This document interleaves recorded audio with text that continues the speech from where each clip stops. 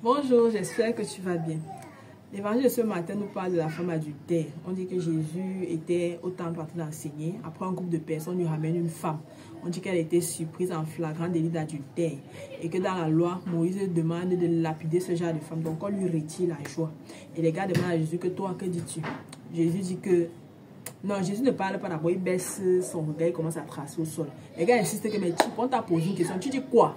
Et puis le gars dit que celui qui n'a jamais péché lui jette la première pierre. Après, il se baisse, il recommence à faire ses choses. Et là, les gars commencent à partir un à un.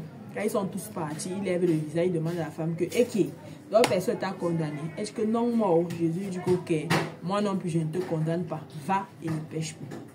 Ce qui m'a marqué dans cet évangile, c'est la capacité que Jésus a d'inciter ou de pousser les personnes à faire le bon choix. À choisir cette petite voix intérieure là qui quand même les appelle encore à la souplesse, à l'amour, à une certaine compréhension de l'autre. Je le dis parce que moi aussi, dans beaucoup de situations, je me suis retrouvée comme ça.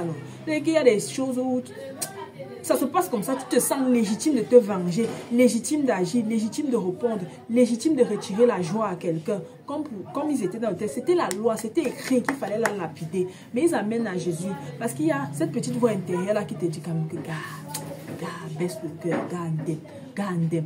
Et quand ces personnes arrivent à Jésus, Jésus les pousse donc à rentrer en elles-mêmes, à s'examiner, à se regarder elles-mêmes, à contempler leur propre faiblesse pour pouvoir aimer l'autre dans sa chute, dans son échec et pouvoir l'accompagner.